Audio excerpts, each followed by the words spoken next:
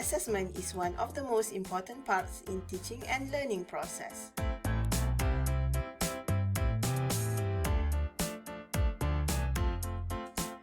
Why is it so important? Because it determines whether or not the goals of teaching and learning are achieved by students. Although usually assessment is not disclosed by the assessor, but knowing the requirement or performance criteria can help students to strategize on how they can excel the course. In FYP, I believe when students know the performance criteria required in the assessment, it will motivate them to do well in their project. Hello, I'm Jannah Ibrahim, and here's my series on how to ace in your FYP. In this video, we will discuss about FYP assessment, rubrics, and strategy to get good grades in FYP.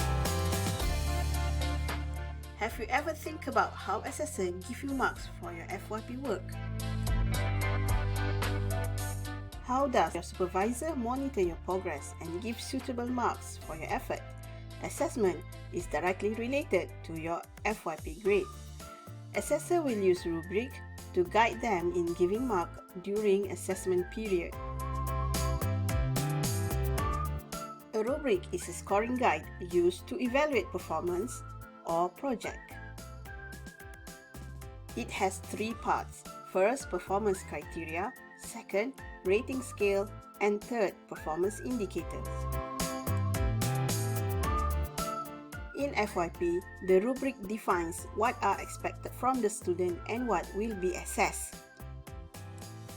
A rubric is an assessment tool that clearly indicates achievement criteria across all FYP components and job scope, from written to oral to visual. Rubrics are used for marking FYP report, video presentation, poster, project management, and ethics.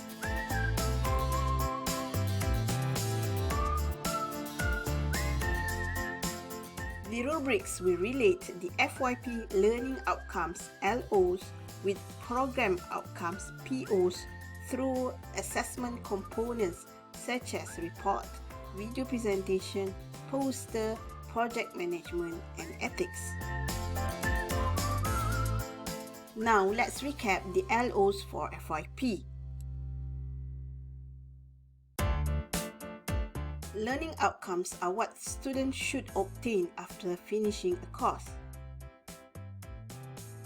And for FYP, we have 5 learning outcomes. The first learning outcome for FYP is for students to be able to apply knowledge of mathematics, sciences, and engineering fundamentals to solve engineering problems.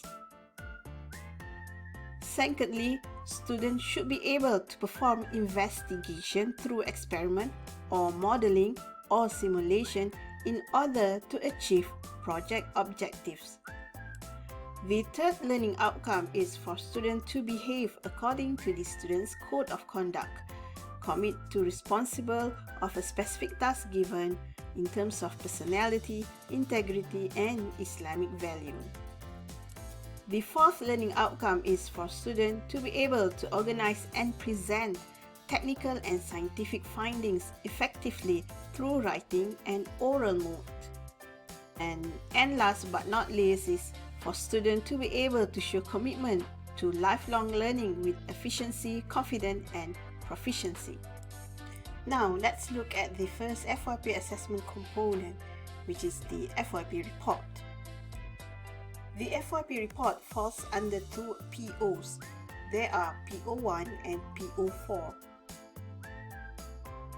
In PO1, students must be able to apply knowledge of mathematics, sciences, engineering fundamentals, and engineering specialization to the solution of complex engineering problems.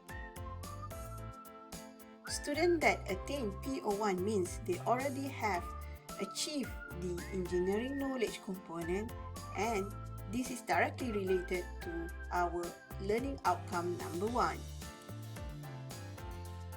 So how does assessor ensure that students achieve PO1? Well, the assessors will look for performance criteria to evaluate and give marks to students under PO1. There are two performance criteria for PO1 as shown here. Note that each performance criteria may or may not have the same weightage. So what the assessor will do?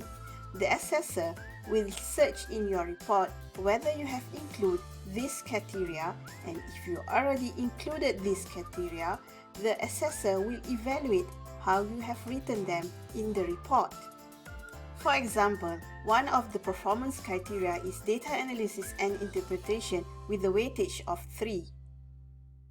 So, during the assessment period, the assessor will read your report and evaluate how you write and conduct data analysis and how you interpret your data. Once the assessor have finished reading your report, they will give marks up to 4 levels. First, the unacceptable, which is scored from 1 to 3. Second, marginal, 4 to 5 marks. Acceptable, the marks are from 6 to 8, and exemplary, which is 9 and 10 marks. Which means if your data analysis chapter is complete with thorough statistical analysis and data representation, you have written clear and rational justification, and you also able to show correct relationship with theory, with logical inference based on your data, the assessor will grant you exemplary score, which is 9 or 10.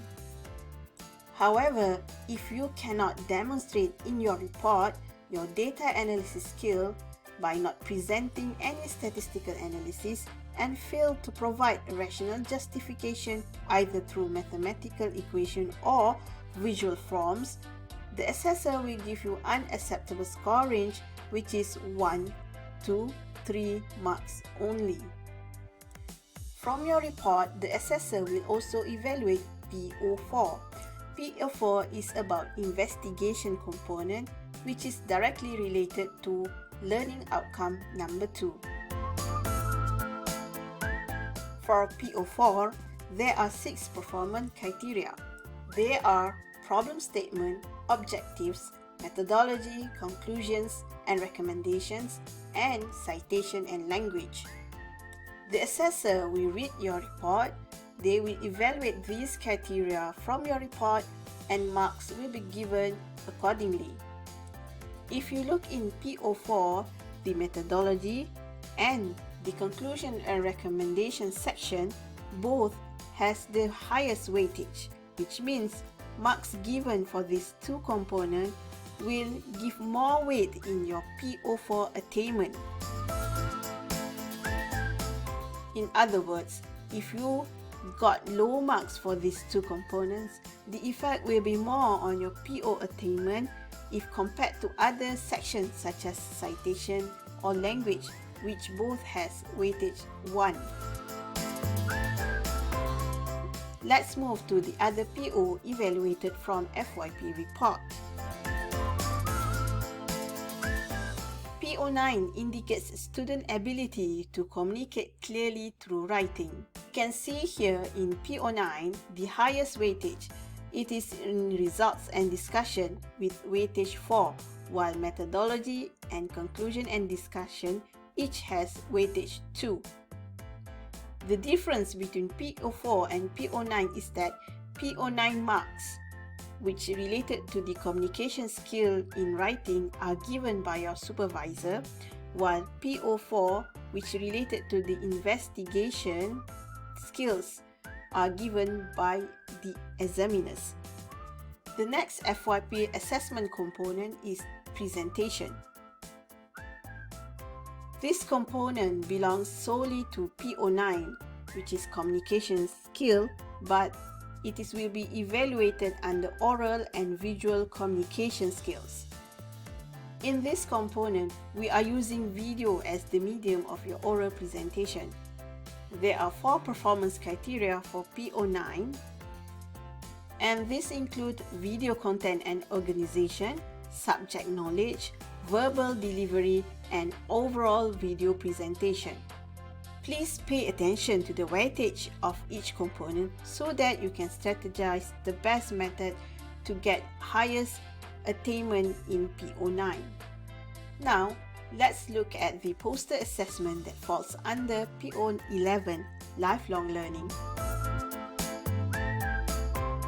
In PO11, we have 5 performance criteria to be evaluated, namely abstract, introduction, problem statement, objective. Third, methodology, results and discussion, conclusion, and overall poster write-up. Finally, for PO8 or ethics, the evaluation are based on your project management. The performance criteria for PO8 are meeting with supervisor, ownership, proper use of others' work and citation, and also adab. In PO8, ownership has the most weightage, which is 3. It means students are able to organize and manage their work in excellent manner, independently, provide on novel idea, and contribute to the project and the solution. Note that there is also a portion of mark in PO8 that will be given by the FYP coordinator, and these include attendance, logbook, progress report, and final submission. Now that I already presented to you how we assess your FYP work, and now that you have known the assessment rubric for the FYP,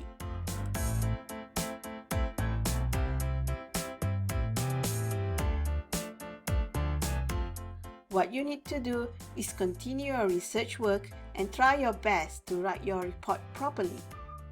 Pay attention to the performance criteria and their weightage.